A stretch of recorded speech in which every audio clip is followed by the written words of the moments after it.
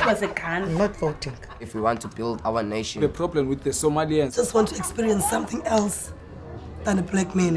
Move on, move Be like a horse with blinkers on. Honestly say, I was about to have sex and then I pulled crap, up. but it's nice. My name is Asamahle. I'm 19 years old. I'm from Langa High School. My name is Livia. I'm 18 years old and I'm from Rosendalsgymnasiet in Sweden. Hi, my name is Lita. My surname is Makanda. I'm doing grade 12 here in Langa High and I'm 17 years old. My name is Rahma. I'm 18 years old and I go to Rosendalsgymnasiet in Sweden. My name is Nulu Kolo. I'm from Langa High and I'm 18 years old. My name is Banele. I'm 17 years old. I'm doing grade 12 here in Langa High. My name is Alva. I'm 18 years old and goes to Rosendalsgymnasiet in Uppsala in Sweden. I'm Fundiswa Mabani. I'm 17 and I go to Langa High School. I'm Felix. I'm 18 years old and I go to Rosendalsgymnasiet in Uppsala.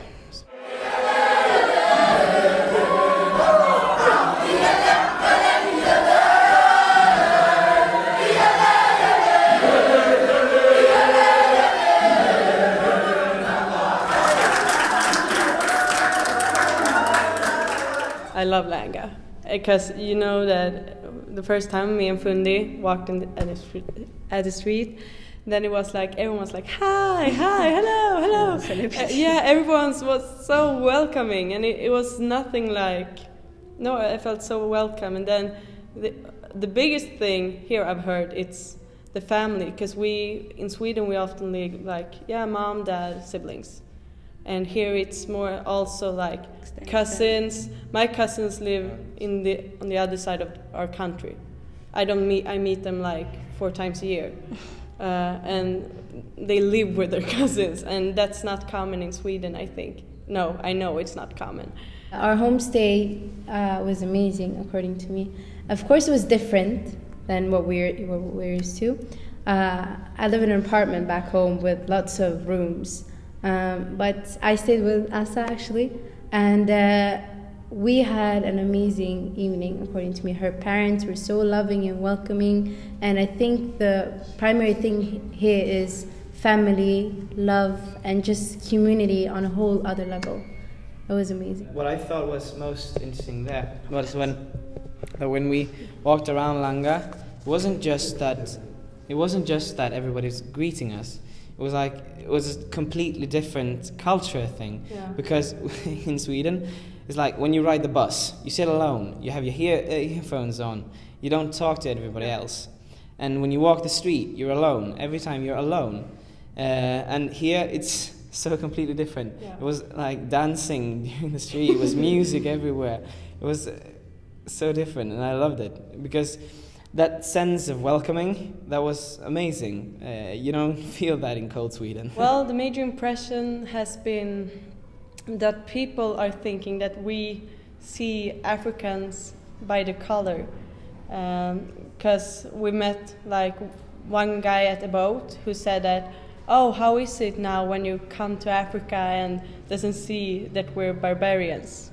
And that's so far away from our way of thinking. So there is no colors in Sweden. There is persons.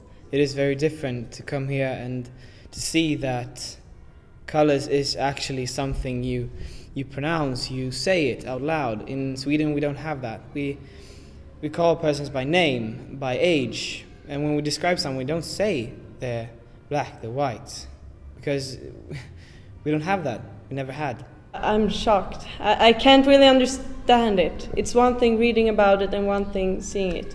Really unusual for us to do this, and we have done, in our work, we have done lots of interviews, and we sometimes have taken notes about people's color, and that's really different from what we're used to. Of course, we have segregation in Sweden as well. We have rich people living in some areas and other people maybe making less money live in other areas, but it's not as open, and you can't see it as clearly as you can see it here.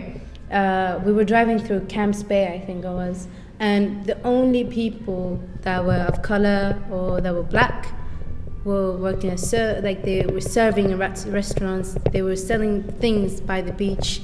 So that's things that I've seen also when we went to Waterfront. Same thing. Blacks were they were working as servants and such. We read about it and we read about apartheid, but it's so different being here and experience it, or the things that still, the history is, some people think that apartheid is still alive. I think the biggest thing I noticed about the separation between people here is how you live, in which parts of town you live. Because we see much that, for example, here in Langa, there aren't many white people. Because when we walked around Langa, they were screaming after us like, white people, in Kosa. And I found that that's also something I see differently from Sweden. South Africa is full of segregation. I don't want to say Cape Town is segregated, but South Africa in all is segregated.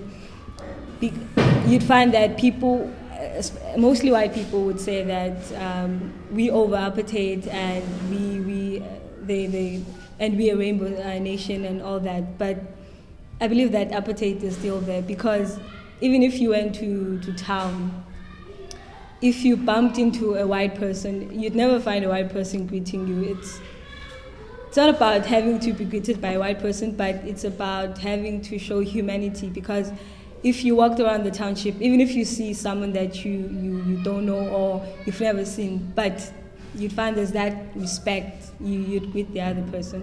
So apartheid is still there, although most people say it's not.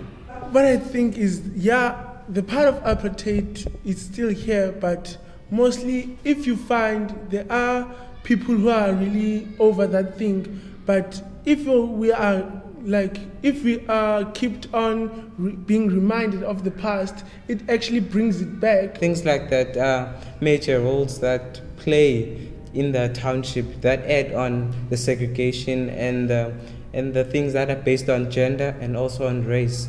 So these things are the things that are causing the apartheid era to come back, even if it's still there, but it's actually coming back because of the people segregating themselves. If you look in the whole view, it's like in Sweden, you can't compare in South Africa, but of course in Sweden we have different segregations, and of course there is a lot of, I'm sorry for using this word, idiots in all around the world, and it's always going to be there. I mean, it is always going to be, but most of the Swedish is they get angry if someone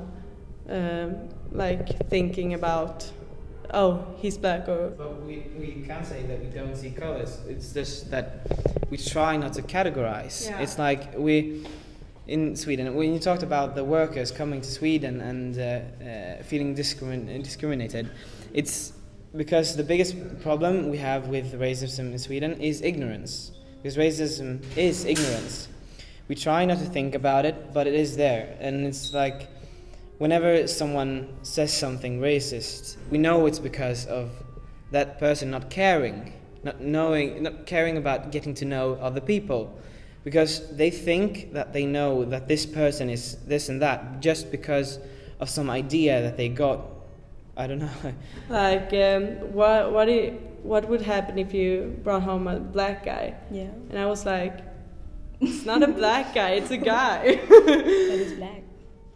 But it doesn't matter. But it's how we. Yeah, I know. We grew up having to to group the people according to their color, because here in SA we don't.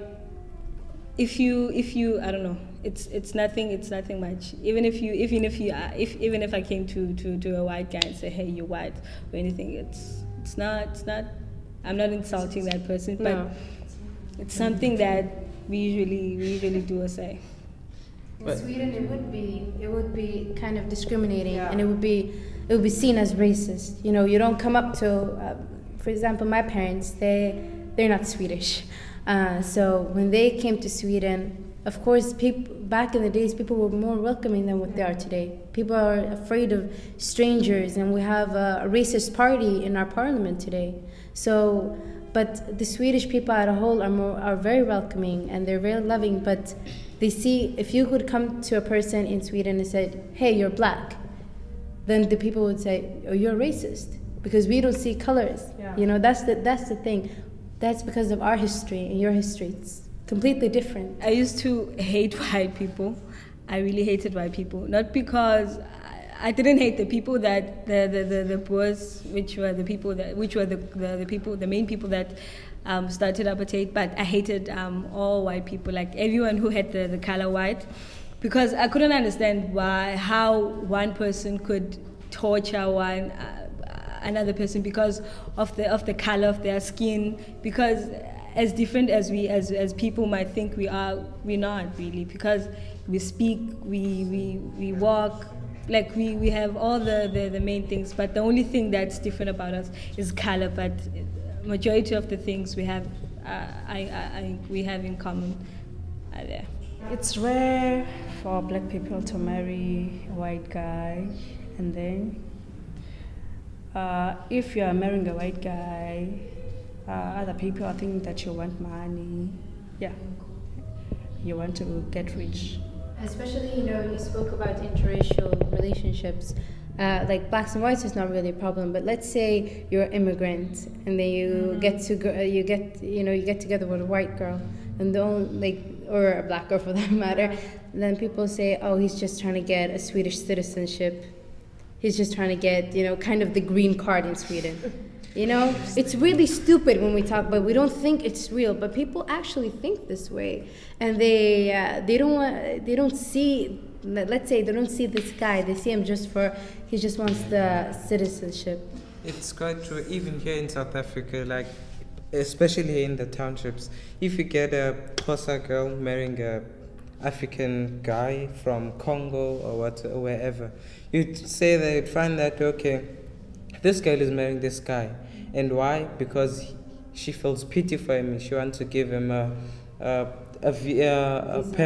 permanent card to stay here in South Africa. So things like that, and especially those guys that come from, they have money, they have big houses, maybe they're kings at Congo or wherever they come from. So they want that, they have that mind of actually changing the good side of interfaith and inter-race marriages into some kind of a negative mindset of changing it. So also here, if you're a girl, then you marry a white guy, you'd be seen as a gold digger, trying to change. And also in Xhosa they say that which means you're changing yourself into a coconut, because a coconut is black on the, it's kind of brown on the outside, white on the inside. So you're trying to fit on both, but you're actually changing who you are into something else. So yeah. But I think there is certain places in Sweden that there is a mindset like that. Like people don't know really how to explain it? This like interracial relationship is new to some places in Sweden. There are certain places that the racism is actually really big. There are places in Sweden where people actually don't want to welcome anyone because they didn't want anyone from any other country to be there. They wanted it to be Swedish because that's the mind, that's what they are set to. That's the ignorance that is those places. Most of the girls from the township that would get married are mostly educated. You never, it's mostly rare to hear an uneducated woman marrying a white guy. So it's not only because of that. Sometimes the reason why they want to move out of the township is because they don't feel safe. That's why maybe the cow would be stolen outside. So things like that actually change the way that people see things and how they would react to some of the things. So yeah. When you marry a white guy, you're seen as a gold digger. Yes. People do not see the good side of you. They really do not understand why you marrying a white guy. So the one assumption that they come up with is that you want money and that you'll be named a gold digger. So that's how foolish and crazy South Africa is. My dream is to be a stomatologist. My dream is a world where everyone is equal. I would love to see the world being equal and free. My dream is to see a world with peace and no borders. My dream is becoming a president. Just to change the way the things that are like being just to be one and being united. My dream is to have a free country that's peaceful and not judgmental. My dream is to change some people's life so they can live better. My dream is to be successful, travel, and also give back to my community. My dream is to see the world as it is and to see a world where everyone is equal.